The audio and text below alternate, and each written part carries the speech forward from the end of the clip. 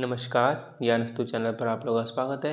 मेरा नाम है वरुण शर्मा और हम लोगों ने लास्ट की पॉलिटी क्लास में दल बदल विरोधी कानून को पढ़ा था और हम लोग संसद टॉपिक पढ़ रहे हैं। आपको पता है संसद टॉपिक में हम लोग अभी क्या डिस्कस करने जाएंगे आज के तौर पे और संसद के बारे में थोड़ी और कुछ जानकारी पता करेंगे, ठीक है।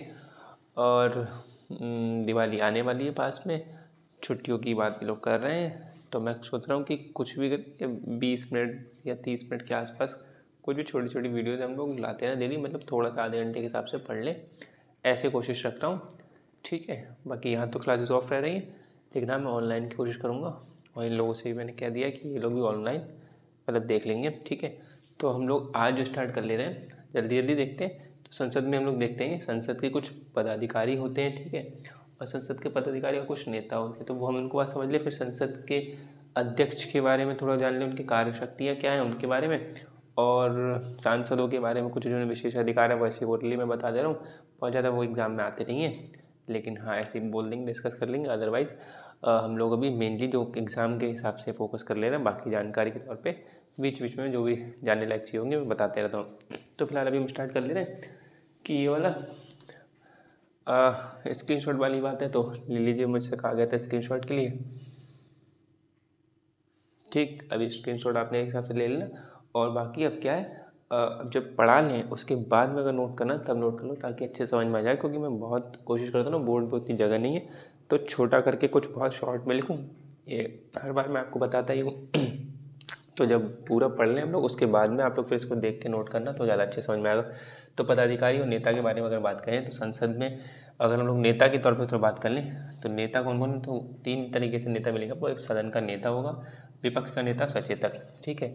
मतलब सदन का नेता मतलब होता है कि जो सदन है आपका, लोकसभा का सदन है या फिर राज्यसभा का सदन है, इसमें एक सदन का एक नेता चुना जाता है। वो जनरली होता है कि सामान्यतः जिस दल के पास बहुमत होता है, और वो जो भी दल उसको उस दल में जो भी व्यक्ति को नियुक्त किया जाता है वो सदन का नेता बनता है। सामान्यतः वो व्यक्ति कौन होता है, प्रधानमंत्री होता है। अगर मान लीजिए लोकसभा में प्रधानमंत्री जो हैं, मतलब जो प्रधानमंत्री जो बन रहे हैं वो राज्यसभा से आए हैं, ठीक है, तो फिर उसी दल में किसी को नियुक्त किया जाता है कि भाई आप लोकसभा में सदन के नेता बने जाएंगे। यानी कि जिस दल के पास बहुमत है वो नियुक्त करेगा कि कौन सदन का नेता कहलाएगा, ठीक है। मतलब अध्यक्ष कैसे घोषित करते हैं वो होता है, लेकिन अपना दल में से कौन बहुमत दल नियुक्त करेगा कि भाई हमारी तरफ से आप सदन के नेता बन जाएंगे। अगर बनना तो प्रधानमंत्री होते हैं, लेकिन प्रधानमंत्री अगर राज्यसभा से आ रहे हैं, ठीक है, तो क्या है, तो उसी दल का कोई व्यक्ति सदन का नेता कहलाएगा जिसके पास बहुमत होगा। विपक्ष का नेता कौन होगा, जो मतलब जिसके पास बहुमत नहीं है लेकिन उसके पास एटलीस्ट 10% सीटें आती हों, ठीक है। यानी कि सबसे बड़ी जो मतलब विपक्ष की पार्टी होगी, सबसे बड़ी पार्टी हो जिसके पास मतलब जो बहुमत है जिसके पास, उसके बाद सेकंड नंबर में जो पार्टी आ रही है उसके नेता को विपक्ष का नेता बोला जाएगा। और बीच में आपने देखा होगा जब बीजेपी को काफ़ी बहुमत मिला था, तो इतनी हालत बन गई थी कि विपक्ष के पास 10% सीटें भी लाना वो नहीं ला पाए थे वो लोग, क्योंकि इनको पास ज़्यादा मेजोरिटी इनको बहुत मिल गई थी। तो इसलिए उस टाइम विपक्ष का नेता का पद खाली भी रहा था कुछ टाइम तक, और शुरुआत में 1970 के बाद इस पद के बारे में बात करी गई और इसके पद को रिवाइव करा गया। पहले तो वो भी पहले भी खाली पड़ा रहा था, तो अब इस पद की गरिमा है और विपक्ष के नेता को ठीक ठाक से सम्मान मिलता है। तो इस टाइम जो लोकसभा में वो कौन है, राहुल गांधी विपक्ष के नेता हैं, और राज्यसभा में कौन है, मल्लिकार्जुन खड़गे, वो राज्यसभा में विपक्ष के नेता हैं।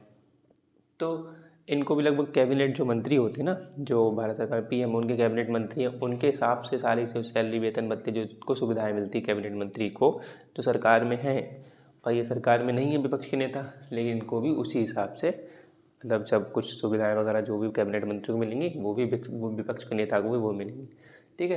तो सदन का नेता और विपक्ष का नेता आपको समझ में आ गया होगा। यानी कि जो पार्टी जीती हुई है उसका नेता सदन का नेता होगा, और जो पार्टी सेकंड नंबर पे विपक्ष में है उसका नेता विपक्ष का नेता कहलाएगा, लीडर ऑफ द अपोजिशन कहलाएगा। तीसरे नंबर पर जो है ये सचेतक की हम लोगों ने कल बात कर ली थी, ठीक है। यानी विप जो जारी करता है, तो सचेतक भी एक नेता होता है एक प्रकार से, तो इसमें भी हम लोग नेता में काउंट कर सकते हैं, ठीक। बनना तो दो के बारे में आपको ज़्यादातर बात मिलेगी, सदन का नेता और विपक्ष का नेता, लेकिन अगर बात आ जाए सचेतक भी एक नेता होता है, ठीक है। ये हम लोगों ने सदन के नेताओं के बारे में जान लिया। अब सदन के पदाधिकारी के बारे में जान लेते हैं। पदाधिकारी के बारे में कौन कौन है, देखो, तो पदाधिकारी के बारे में ये है कि 4 तो मेन आपको मिलेंगे, ठीक है। यानी कि अध्यक्ष लोकसभा के होंगे, लोकसभा के उपाध्यक्ष होंगे, राज्यसभा के जो सभापति होंगे और उपसभापति होंगे। तो अध्यक्ष का मतलब क्या है आपको पता ही है कि अध्यक्ष कौन होते हैं, वो भी लोकसभा के जो अध्यक्ष होते हैं, जो बहुमत दल होता है उसी में से चुन के आते हैं। जैसे बीजेपी की पार्टी का इस टाइम बहुमत है, तो उन्हीं के दल से कोई व्यक्ति चुन के अध्यक्ष बनेगा। और वो चुनता कौन है, ठीक, उनकी कौन शपथ दिलाता है, तो एक प्रोटेम स्पीकर होता है, वो उनको शपथ दिलाता है। लेकिन वो किसकी शपथ दिलाता है, वो पहले अध्यक्ष के रूप में शपथ लेते हैं, नहीं अलग से नहीं लेते, अध्यक्ष की वो शपथ अलग से नहीं होती है। उनकी शपथ क्या होती है, उनकी शपथ होती है सदस्य के रूप में, ठीक है। फिर अध्यक्ष चुने जाते हैं, प्रोटेम स्पीकर एक बनाया जाता है, और फिर राष्ट्रपति, उनको राष्ट्रपति प्रोटेम स्पीकर को चुनते हैं, प्रोटेम स्पीकर अध्यक्ष को चुनते हैं, फिर अध्यक्ष उपाध्यक्ष को चुनते हैं। तो ऐसे चलता है। तो आपको इतना ध्यान के रखना है, लोकसभा के अध्यक्ष होते हैं बहुमत दल से ही आते हैं, और उपाध्यक्ष जो होते हैं वो ऐसी परंपरा बना ली गई है कि उपाध्यक्ष में से माना गया है कि उपाध्यक्ष जिसको आपको रखना है वो विपक्ष से हो, यानी कि जिसके पास सत्ता नहीं है इस टाइम, जिस पार्टी के पास, उस पार्टी से आपको विपक्ष चुनना है। ऐसी परंपरा बना ली है, ऐसे कोई नियम संविधान में लिखा नहीं कि उपाध्यक्ष आपको हमेशा विपक्ष की पार्टी से लेना है।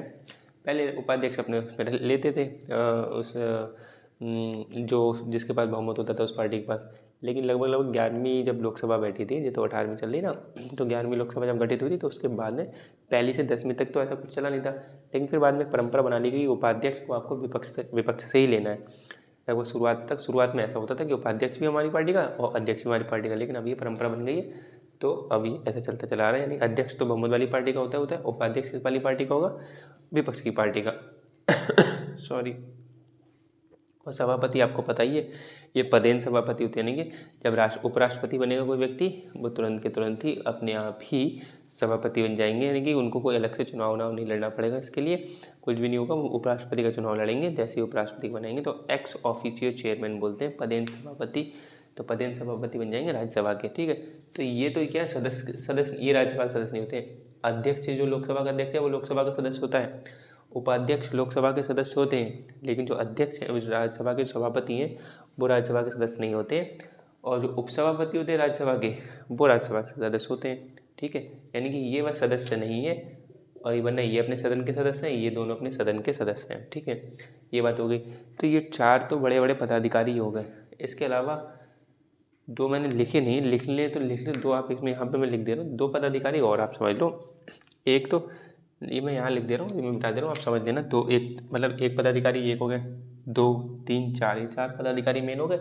अब मैं आगे 5वें और बता रहा हूँ कि 5वें एक मान लीजिए लोकसभा का महासचिव, ठीक है, महासचिव। एक ये और लिख लीजिए 6 राज्यसभा का महासचिव, ये भी पदाधिकारी में इनकी गिनती होगी। जैसे सचेतक की हो रही थी ऐसे इनकी भी। दरअसल क्या है, तो ये 2 और बढ़ा लेंगे आप लोग, तो ये हो जाएंगे 6 टोटल आपके पास पदाधिकारी। दरअसल क्या है कि जो लोकसभा है, आपको अगर आपने देखा होगा जो बहस वगैरह होती है तो उसमें देखा होगा, तो जो MP होते हैं ना, MLA MP होते हैं, उनके पीछे बनी हुई सीटें बनी होती हैं, और यहाँ पर अध्यक्ष बैठे होते हैं ऊपर के लिए। तो अध्यक्ष के नीचे एक टेबल बनी होती है राउंड शेप में ना, तो उसमें जो बैठे होते हैं बहुत सारे लोग सब कुछ लिखते रहते हैं, बार बार काम करते रहते हैं, पर्चियाँ पकड़ाते हैं इधर से उधर अध्यक्ष को कि अब ये चल रहा है, ये बहस चल रही है, ये नंबर का बिल आया है, ये सब उसमें लिखा होता है। वो जो कर रहे होते हैं ना, वो एक सचिवालय होता है। वो सचिवालय किसका होता है, लोकसभा में होता है लोकसभा का सचिवालय, राज्यसभा में राज्यसभा का सचिवालय। ऐसे विधानसभा विधान परिषद राज्यों में ऐसे होता है, तो उनका सचिवालय बना होता है। तो उनके सचिवालय का जो प्रमुख होता है वो महासचिव होता है। तो लोकसभा का जो सचिवालय है उसका प्रमुख कौन है, लोकसभा का महासचिव। और राज्यसभा का जो सचिवालय है उसका प्रमुख कौन है, राज्यसभा का महासचिव। और ये बहुत पढ़े लिखे व्यक्ति होते हैं, बहुत वरिष्ठ व्यक्ति होते हैं, बहुत प्रबुद्ध होते हैं इस चीज़ में। तो इस बार जो अगर मान लीजिए जैसे राष्ट्रपति का चुनाव हुआ था, तो राष्ट्रपति के चुनाव में जो राज्यसभा के जो महासचिव हैं इनको चुनाव अधिकारी नियुक्त कर गया था। यानी इन्होंने क्या करा था, चुनाव अधिकारी, इन्होंने राष्ट्रपति का चुनाव कराया था। मतलब सारी प्रक्रिया वगैरह देखना, जैसे हमने बात करी थी राष्ट्रपति का चुनाव हम लोगों ने पढ़ा था, तो उसमें देखा था कि भाई ये जटिल प्रक्रिया है, ठीक है। तो राजनेताओं के बस की तो बात नहीं है, तो कोई अधिकारी जो पढ़ा लिखा व्यक्ति होगा वही समझ के कि एक तो पता है उसका वोटिंग सिस्टम कितना, मतलब जिस तरह से वोट डालने की प्रक्रिया है वो प्रेफरेंस वाली वोटिंग है ना, तो उसमें कितनी अजीब है, अजीब तो नहीं कह सकते, लेकिन हाँ कठिन ज़्यादा, जटिल ज़्यादा है, ठीक है। तो जटिल है, तो इसलिए इनको अधिकारी नियुक्त किया गया था। फिर एक बार इनको करते हैं लोकसभा के महासचिव को, एक बार चुनाव को, ऐसे करके परंपरा बनी चली आ रही है। तो इस बार तो जो द्रौपदी मुर्मू जो बन के आई थी ना जिस बार चुनाव हुआ था, तो उसमें इनको चुनाव अधिकारी बनाया था, किसने, चुनाव आयोग ने बनाया था, ठीक है। तो उन्होंने अपने हिसाब से डिसाइड किया था। तो ये चीज़ हो गई। तो आपने पदाधिकारी भी समझ लिए, यानी कि 2 पदाधिकारी और लिख लेना, ये आप समझ लेते हैं। निर्वाचन इनका कैसे होगा, यानी कि जो ये है अध्यक्ष है, उपाध्यक्ष है, सभापति उपसभापति, वो लोग तो देखो भाई राजनेता नहीं है, ठीक है। वो लोग तो अपने ये एग्ज़ाम वगैरह क्लियर करके फिर चुन के आते हैं, फिर प्रमोशन होते होते सचिव सचिव बनते हैं, ठीक। तो उनकी अलग, इन दोनों की अलग बात है। लेकिन ये लोग तो राजनेता हैं, तो इनका निर्वाचन कैसे होगा? साधारण बहुमत से होगा कि सदस्य हैं, और प्रभावी बहुमत से इनका कैसे होगा? देखो ये तीनों की बात हो रही है। ये जो निर्वाचन है ना, ये निर्वाचन किसकी बात हो रही है? अध्यक्ष के बारे में, उपाध्यक्ष के बारे में, उपसभापति के बारे में। ये तो राष्ट्रपति, जो उपराष्ट्रपति हैं, ये तो उपराष्ट्रपति हैं। तो उपराष्ट्रपति का जैसे निर्वाचन होगा तो उनका निर्वाचन तो वहाँ पे वैसे ही पढ़ लिया था हम लोगों ने। लेकिन साधारण बहुमत से जो निर्वाचन होगा वो अध्यक्ष का लोकसभा के, उपाध्यक्ष का लोकसभा के, और राज्यसभा के उपसभापति का, इनका निर्वाचन साधारण बहुमत से होगा। यानी कि सदस्य लोग साधारण बहुमत डालेंगे। और साधारण बहुमत आप लोग पता ही, हम लोगों ने पीछे वाली क्लास में बहुमत पढ़ चुके हैं। यानी कि उपस्थित और मतदान करने वालों के, मतलब उपस्थित और मतदान करने वालों का बहुमत, वो 2/3 में वहाँ जा रहा था। तो उपस्थित और मतदान करने वालों का बहुमत चाहिए बस। तो अगर मान लो 100 लोग उपस्थित हुए हैं और मतदान मान लो 80 ने करा है, तो बस 80 का बहुमत मिल जाए, ठीक है। 80 का आधा 40 हो गया, 40 में एक और जोड़ दो, 41। यानी कि 100 लोग आज उपस्थित हुए हैं, 100 में से 80 ने वोटिंग करी है, तो वोटिंग 80 में से 41 अगर किसी को मिल गए तो मतलब वो समझो वहाँ पे वो पारित हो जा रहा है। तो उपस्थित और मतदान करने वालों का बहुमत का मतलब होगा साधारण बहुमत। तो निर्वाचन इनका हो जाएगा। लेकिन पदमुक्त करना है, तो हमने वहीं पे जब बहुमत के प्रकार पढ़े थे हम लोगों ने, तो हमने बहुमत के प्रकार में देखा था, एक साधारण बहुमत है, दूसरा हमने देखा था प्रभावी बहुमत, इफेक्टिव मेजोरिटी देखा था ना, यानी तत्कालीन जो बहुमत देखा। तो तत्कालीन जो बहुमत या प्रभावी बहुमत जिसे बोलेंगे, उसका मतलब क्या है कि जितनी कुल सदस्य संख्या है उसमें से रिक्तियाँ हटा दो। यानी कि रिक्तियाँ जो वैकेंट सीटें हैं उनको अगर हटा दें, मान लिया हमने उस टाइम एग्जाम्पल शायद 7 का लिया था, कि हमने माना था कि 7 अगर सीटें खाली हैं, तो ऐसे कुछ भी मान लो, जैसे 543 लोकसभा में टोटल, 543 में हमने मान लिया कि 543 में 3 सीट ऐसी हैं जिन पे अभी रिक्तियाँ चल रही हैं, इन पर कोई अभी है नहीं। तो 543 में 3 हटा दो, यानी कि 540 बचे। अब तो 540 का बहुमत आपको वही बटा 2 करो और +1 कर दो, अगर वो वैसे वाली गिनती आ रही है तो इसीलिए यहाँ पर क्या है, प्रभावी बहुमत यानी हटाना थोड़ा कठिन हो जाएगा, ठीक, और चुनना आसान है। तो प्रभावी बहुमत का मतलब क्या हो गया? जो कुल सदस्य संख्या है उसमें से अगर रिक्तियाँ कुछ हैं तो हटा दो, नहीं है तो पूरी संख्या का बहुमत आपको चाहिए, ठीक है। तो ये चीज़ इनका निर्वाचन और पदमुक्ति हुई, किनकी पद? 3 की, अध्यक्ष की, उपाध्यक्ष की, उपसभापति, इन तीनों के बारे में है ये बात। सदन के नेता वगैरह इनके बारे में नहीं। ये जो निर्वाचन और पदमुक्ति लिख रखी है, ये अध्यक्ष, उपाध्यक्ष और उपसभापति, उपसभापति के बारे में भी नहीं है, ठीक। तो हमने पढ़ लिया। अब देखो अनुपस्थिति में देखो क्या होगा, कि अगर मान लिया लोकसभा के जो अध्यक्ष हैं, अगर मान लो उनके वो अनुपस्थित रहते हैं, तो क्या होता है? तो लोकसभा के अध्यक्ष अगर अनुपस्थित रह गए, या फिर राज्यसभा के जो सभापति हैं वो अनुपस्थिति हुई इनकी, तो कौन कौन क्या डिसाइड करेगा? तो इसलिए समझो, तो देखो इसमें एक सीधी ऐसे बना लो कि लोकसभा में क्या है, अगर मैंने छोड़ दिया था कि जाके समझते चलेंगे तो अपने आप समझ आएगा।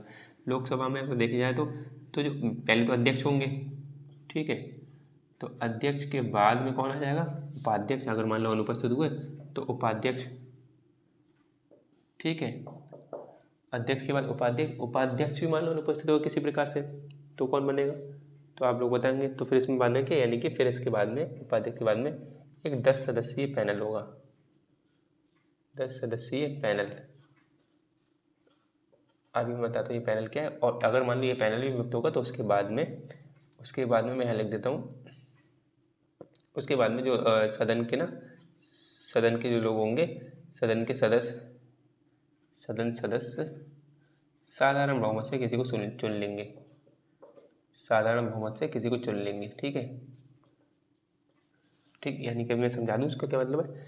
अनुपस्थिति का मतलब ये है कि लोकसभा के अध्यक्ष जो हैं, अगर वो मान लो अनुपस्थित हुआ, आज प्रेजेंट नहीं हो पाए, तो आज प्रेजेंट नहीं हो पाए तो उनके टाइम पे अभी चेयरमैन कौन बनेगा? तो आज अध्यक्ष नहीं है तो उपाध्यक्ष कहेगा अच्छा नहीं ला, आज मैं कुर्सी बैठ जा रहा हूँ, कहेगा नहीं। लेकिन हालांकि नियम बना हुआ है, जैसे होता है ना कि अच्छा कोई आज नहीं, चलो हमारे कुर्सी बैठने का मन कर जा रहा है, तो ऐसे ही वाला मामला समझो कि अध्यक्ष आज नहीं आए तो आज कुर्सी पर कौन बैठ जाएंगे? उपाध्यक्ष। लेकिन किसी कारणवश मान लो कुछ उपाध्यक्ष भी नहीं आए, ठीक। तो उपाध्यक्ष नहीं आए, तो जब लोकसभा के अध्यक्ष चुने जा रहे होते हैं शुरुआत में, जब नई लोकसभा गठित होती है, तो लोकसभा के जब अध्यक्ष चुने जा रहे होते हैं, तो उसी समय एक अध्यक्ष को पैनल बनाना पड़ता है। तो 10 सदस्यीय पैनल लोकसभा में बनाया जाता है, ठीक है, और 6 सदस्यीय पैनल राज्यसभा में। मतलब इसी में देखो, अगर राज्यसभा का लिखना है पहले राज्यसभा का भी इसी में लिख लो। रिक्ति में हटा दूँ 1 मिनट, ठीक है। तो इसी में मतलब अगर राज्यसभा का लिखना है तो राज्यसभा में कैसे लिख लोगे कि जो सभापति हो जाएंगे, ठीक, सभा लिख देता हूँ यहाँ पे, उपसभापति फिर, ठीक है, और उसके बाद में ये 6 सदस्यीय पैनल, 6 सदस्यीय पैनल, और उसके बाद में वही साधारण बहुमत से कोई सदस्य चुना जाएगा। यानी कि वही बस इसमें 6 ध्यान रखना, इसमें 10 ध्यान रखना, ठीक। यानी कि वही बात है कि राज्यसभा में भी अगर सभापति नहीं आए तो उपसभापति उनकी कुर्सी बैठ जाएंगे। ऐसे ही हम लोग लोकसभा का भी एग्जाम्पल लेकर समझ लेते हैं और उसी को राज्यसभा पे आप अप्लाई कर लेना कि अध्यक्ष नहीं आएंगे तो उपाध्यक्ष उसकी कुर्सी बैठे हुए माने जाएंगे उस दिन के लिए जिस दिन अनुपस्थित रहे हैं वो। ठीक है, रिक्ति और अनुपस्थिति में अंतर है थोड़ा सा, अभी हम समझेंगे। अनुपस्थिति का मतलब आज नहीं प्रेजेंट हुए, मतलब यानी कि अभी अध्यक्ष तो हैं वो बने हुए, आए नहीं आज, तो उपाध्यक्ष बैठ गए। उपाध्यक्ष भी अगर नहीं आए उसी दिन तो कौन बैठेगा, तो बैठेंगे 10 सदस्यीय पैनल है, 10 सदस्यीय पैनल बनाया जाएगा, 10 लोक सदस्य का एक पैनल बनाया जाएगा। जब अध्यक्ष चुने जा रहे होंगे उसी टाइम अध्यक्ष डिसाइड कर लेंगे। किसी दिन हम लोग नहीं आए मान लीजिए तो ये 10 सदस्य ना इनमें से चुनते रहना। अब तो ऐसा बनता तो है नहीं लेकिन तब भी बन लिया, जैसे 10 सदस्यीय पैनल है, 1 2 3 4 5 6 ऐसे करके 10 होंगे पूरे। तो उन्होंने कि अगर भैया अध्यक्ष नहीं आए कोई बात नहीं, उपाध्यक्ष को बना दो। उपाध्यक्ष भी नहीं आए तो अध्यक्ष कौन बन जाएगा, ये 10 सदस्यीय पैनल में सबसे नंबर 1 पे जिसको नंबर 1 पे रखा गया होगा ये अध्यक्ष बन जाएंगे। फिर अगर मान लो ठीक है कि ये भी नहीं आए तो ये अध्यक्ष माने जाएंगे, ये भी नहीं है तो ये माने जाएंगे। ऐसा होगा नहीं फिलहाल, है ना, ऐसा चेंज नहीं। लेकिन कोरोना वाला जो सीन था, कोरोना वाला सीन में ऐसा हो सकता था कि अध्यक्ष को मान लो कोरोना हो गया, कहीं पे गए मीटिंग में, और उपाध्यक्ष भी वहीं पे मीटिंग में गए तो इनको कोरोना हो गया तो ये लोग नहीं आए, तो फिर पैनल की तरफ देखा जाएगा कि भैया आप अध्यक्ष बन जाओ एक दिन के लिए, जो मीटिंग बैठक हो रही है इसमें अध्यक्ष बन जाओ। नहीं बोलेगा हम भी तो थे बैठक में, हमें भी तो हो गया कोरोना, तो फिर इस वजह से तो इस वजह से हो सकता है। अच्छा देखा अगर दूसरा तीसरा बोले हम सब लोग उसी बैठक में थे तो पता चला ये 10वें नंबर में जो व्यक्ति है कि भाई मैं नहीं था, मैं गया नहीं था डर के मारे, तो इनको अध्यक्ष बना दिया जाएगा 10 वाले को। अगर मान लो क्या है कि लेकिन नहीं इसको किसी वजह से हो गया, घर पे बैठे हो गए तुम, घर वो लोग मीटिंग में जाके घर पे बैठ हो गया, तो फिर सदस्य जो उस टाइम जो बच्चे होंगे कि यार ये भी फेल हो गया अध्यक्ष, उपाध्यक्ष भी फेल हो गए, 10 सदस्यीय पैनल भी में से कोई अध्यक्ष नहीं बनना है आज के टाइम में, तो सदस्य लोग साधारण बहुमत से एक सदस्य कह लेंगे, चुन लेंगे इस सदस्य को आज हम अध्यक्ष बना देते हैं, आज की ये अध्यक्षता करेगा हमारी। ठीक है, ऐसी नौबत आती नहीं है जनरली, लेकिन ये कर रखा है इतना लंबा इंतजाम कि अगर ऐसा ऐसा कुछ हो तो ऐसे ऐसे बनते चले जाए। ठीक, अब इसकी बात तो पता ही आपको, मान लो कि हम अब तो सदस्य है, अब सदस्य में तो किसी को चुनना है, अब पता चलेगी अब जिसको चुन रहे हैं वो नहीं आएगा, आएगा कैसे नहीं, वो बैठा तभी तो चुन रहे हैं, तो इसके बाद तो फिर केस खत्म, इसके बाद तो नीचे और नहीं बढ़ सकते।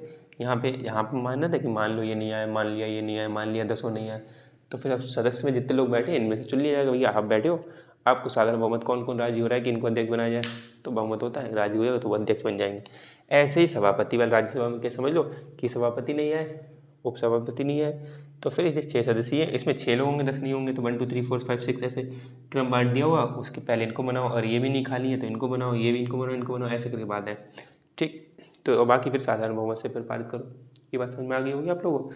तो ये बात होगी अनुपस्थिति केस में। ठीक है, यानी कि अगर वो अनुपस्थित हो जाएंगे तब की बात है, ध्यान रखना। ये बात वो नहीं है कि रिक्ति वाली, रिक्ति का मतलब होता है वैकेंट, जो सीट वैकेंट हो गई कि अब वो अध्यक्ष कोई बचे ही नहीं। और अब जो अनुपस्थित का मतलब क्या है कि अध्यक्ष आज ही नहीं आए कल फिर आ जाएंगे, कहीं छोड़ के थोड़ी ना भाग गए। लेकिन यहाँ पर क्या है वैकेंट में क्या है कि वो छोड़ के ही भाग गए एक तरीके से। देखो इसमें गैस को समझो रिक्ति वाले में, तो रिक्ति में देखो यहाँ पर क्या कर रिक्ति का मतलब होता है जनरली वैकेंट। अभी चलेगा नहीं, एक सेकेंड।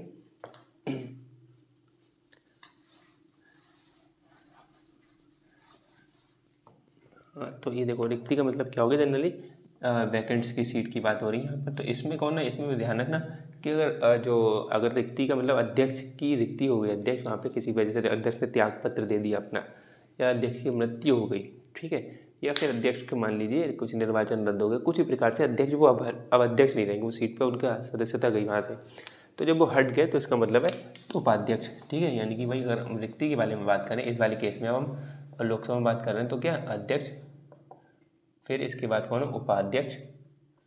ठीक, उनके बाद में फिर कौन हो जाएंगे, फिर राष्ट्रपति किसी को नियुक्त करेंगे। अब यहाँ पे केस समझ लेना, यहाँ पे राष्ट्रपति नियुक्त करेंगे अध्यक्ष को।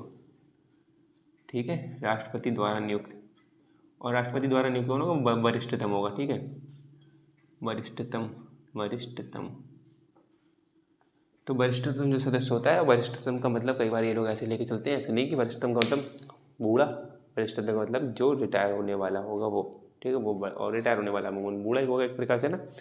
तो लेकिन कई बार को होता है अलग, जो सदस्य वो वरिष्ठतम में माने जाएंगे, लेकिन कई को उम्र दराज और बैठे होते हैं। तो यहाँ पर क्या लोकसभा का अध्यक्ष का मतलब क्या है, अध्यक्ष अगर मान लो अध्यक्ष ने त्याग पत्र दे दिया, यानी कि अब वो अध्यक्ष रहेंगे नहीं, यानी कि ऐसा नहीं है कि ऊपर वाले केस में हमने क्या देखा ना उपस्थिति वाले में कि आज नहीं आए कल हम फिर से आएंगे, ध्यान रखना हमारी कुर्सी यही है, ध्यान रखना अभी आप चले जाओ, अभी बैठ लो, कोई दिक्कत नहीं। लेकिन इसमें क्या है, अब कुर्सी ही छोड़ गई, अब ये नहीं बैठ सकते, ठीक। तो इसलिए इसमें एक बड़ा अंतर ये समझना, अनुपस्थिति वाले में क्या है, अनुपस्थिति वाले में जो अध्यक्ष के बाद उपाध्यक्ष बनता है, उपाध्यक्ष भी नहीं है तो फिर 10 सदस्यीय पैनल में देखते हैं हम लोग, 10 सदस्यीय पैनल में नहीं है तो फिर हम लोग सदस्य में से किसी को, हम लोग का मतलब वो लोग, तो वो सदस्य में से किसी को चुन लेते हैं। तो इसका मतलब यानी कि जिसको उस टाइम अध्यक्ष नहीं है, आज अध्यक्ष अनुपस्थिति है, तो जिसको अध्यक्ष की अनुपस्थिति में जिसको अध्यक्ष बनाया जाता है वो सिर्फ उसी बैठक के लिए अध्यक्ष बनता है, ठीक है। यानी कि भैया अध्यक्ष नहीं आया, आज आप अध्यक्ष बन जाओ, तो बस आज आप अभी के लिए अध्यक्ष हो, जैसे ही आप वो अध्यक्ष आ जाएंगे तो आप हट जाओगे, तो आप खाली थोड़ी देर के लिए अध्यक्ष हो। लेकिन और बल्कि रिक्ति में क्या है, अध्यक्ष ने त्यागपत्र दे दिया, अध्यक्ष की मृत्यु हो गई किसी वजह से, ठीक है, और निर्वाचन रद्द हो गया, कुछ भी हो गया, तो अध्यक्ष जब हटे तो उपाध्यक्ष अध्यक्ष बन जाएंगे, और उपाध्यक्ष अध्यक्ष तब तक बने रहेंगे, ये एक बैठक के लिए नहीं बनेंगे ये लोग, तो इसमें तो क्या एक ही बैठक के लिए बनेंगे अध्यक्ष, कि भैया अध्यक्ष अभी नहीं आए इस वाली बैठक में, आप बन जाओ, इस वाली बैठक की आप संभाल लो, ठीक है, तब तक अध्यक्ष हो सकता है आ जाए। लेकिन इस वाली बैठक में क्या है कि अध्यक्ष है ही नहीं, अब आने वाले ही नहीं, अब तो मतलब वो वाले जो दूसरे नए चुने जाएंगे अलग है, लेकिन ये तो नहीं आने वाले, तो उपाध्यक्ष फिर अध्यक्ष बन जाएंगे, और ये तब तक अध्यक्ष बने रहेंगे जब तक नया अध्यक्ष नहीं चुना जाएगा। और अनुपस्थित और रिक्ति में तो समझ में आया, इसलिए ये समझना कि उपाध्यक्ष अध्यक्ष बने रहेंगे। अगर उपाध्यक्ष भी नहीं है किसी कारणवश तो राष्ट्रपति किसी वरिष्ठतम सदस्य को उस टाइम अध्यक्ष बना लेंगे, तब तक के लिए जब तक कि नया अध्यक्ष न चुन लिया जाए, यानी कि ये एक से अधिक बैठक के लिए भी बन सकते हैं। और वो ऊपर वाले केस में क्या है, उसी बैठक के लिए अध्यक्ष बनेंगे, तब तक वो अध्यक्ष आ जाएंगे, और तब अध्यक्ष नहीं आएंगे तो एक बैठक के लिए और बन जाएंगे, ठीक है। तो ऐसे करके बात ये समझ में आया, इसका अंतराल ये तब तक जब तक नया अध्यक्ष नहीं चुने जाएंगे तब तक बने रहेंगे, और ये उसी बैठक के लिए। तो अनुपस्थित और रिक्ति वाला केस समझ में आ गया होगा। तो अब अध्यक्ष के कार्य और शक्ति समझ लेते हैं। देखो अध्यक्ष के समझ लोगे, लगभग सभापति के भी वैसे ही हैं, थोड़े बहुत एक दो कार्य अध्यक्ष के ज़्यादा हैं, लेकिन जब अध्यक्ष से समझ में आ जाएंगे सभापति अपने आप समझ में आ जाएंगे। तो लोकसभा के अध्यक्ष से पढ़ ले रहे हैं हम लोग, और राज्यसभा के सभापति के इसी के हिसाब से कार्य हैं। तो लोकसभा के जो अध्यक्ष होते हैं, इस टाइम ओम बिरला जो अध्यक्ष बने हुए थे, तो आपने देखा होगा बीजेपी पार्टी से, तो लोकसभा के जो अध्यक्ष होंगे उनके पास एक कार्य, उनकी शक्ति है, क्या क्या उनके पास विशेष अधिकार क्या है, कि जो प्रक्रिया, जो सदन की प्रक्रिया है ना, प्रक्रिया का संचालन करना, यानी कि सदन की जो प्रक्रिया चल रही है इसे बोलते हैं कंडक्ट ऑफ बिजनेस। तो सदन की जो प्रक्रिया चल रही है उस प्रक्रिया का संचालन करने का मतलब जो दामोदार है वो किसके हाथ में है, वो है अध्यक्ष के हाथ में। यानी उनको विशेष आइडिया, पूरी प्रक्रिया में सब कुछ देखना होता है कि भाई ठीक से प्रक्रिया चल रही है नहीं चल रही, बैठक कब बुलानी है, किस किस सदस्य को कितना टाइम देना है बोलने के लिए, किसको कितना कम टाइम देना है, कब कोई सत्र बुलाना, क्या करना है, वो पूरी प्रक्रिया मैनेज करने का काम किसके हाथ में, अध्यक्ष के हाथ में है।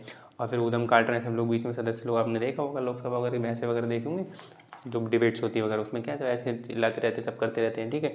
तो वो सब चीज़ों को, प्रक्रिया को हैंडल कौन करता है, अध्यक्ष हैंडल करते हैं। और उस टाइम जो भी वो काम कर रहे हैं वो क्या है, न्यायालय से स्वतंत्रता है, यानी कि न्यायालय के क्षेत्राधिकार से बाहर है। न्यायालय उसमें बीच में इंटरप्रिटेशन नहीं करेगा कि भाई आपने कैसे कर दिया, कि ये प्रस्ताव जो आया है आपने इसको अस्वीकार कर दिया। मतलब जो पार्टी विपक्ष में है वो पार्टी कोई बिल टेबल कर रही है कि भैया ये इस पर चर्चा करी जाए, लेकिन अध्यक्ष का नहीं, हटाओ, बात खत्म। वो हटा सकते हैं, अध्यक्ष के पास विशेष अधिकार है कि नहीं इस पर चर्चा नहीं होगी। और भाई मोदी जी कहें कि मैं इस पर बिल पर चर्चा चाहता हूँ, हाँ होगी इस पर चर्चा, चलो सब लोग चर्चा करो। मोदी जी आप 2 घंटे बोलेंगे, राहुल गांधी आप 30 मिनट बोलेंगे, अगले ज़्यादा आप इतनी देर बोलेंगे, तो ऐसा करके करा सकता है, यानी कि मिनट भी दे सकते हैं कि भैया आपका टाइम हो गया मत बोलो। तो ये विशेषाधिकार है लोकसभा के अध्यक्ष का, यानी कि लोकसभा ऐसे कह सकते, अध्यक्ष ऐसे कह सकते हैं। तो ये, और अध्यक्ष ने अगर मान लो जब किसी विपक्षी पार्टी ने कोई बिल लाया, टेबल करा कि भैया मैं चाहता हूँ कि इस पर चर्चा हो, तो लोकसभा के अध्यक्ष मान लो हटा दिया कि नहीं इस पर चर्चा नहीं होगी। और बाहर जाकर कितना भी गाते रहे वो विपक्ष के नेता कि भैया हमारी चर्चा ही नहीं हो रही, हमारे तो मुंह बंद करा जा रहा है, लोकतंत्र खतरे में, ऐसा कुछ करा जा रहा है। और न्यायालय में पहुँच जाए, मान लो कि न्यायालय देखो हमें बात ही नहीं सुनी, तो न्यायालय बीच में कुछ नहीं बोलेगा कि भाई लोकसभा को उस टाइम मालिक कौन है वहाँ पे, अध्यक्ष, वो जो करेंगे, ठीक है।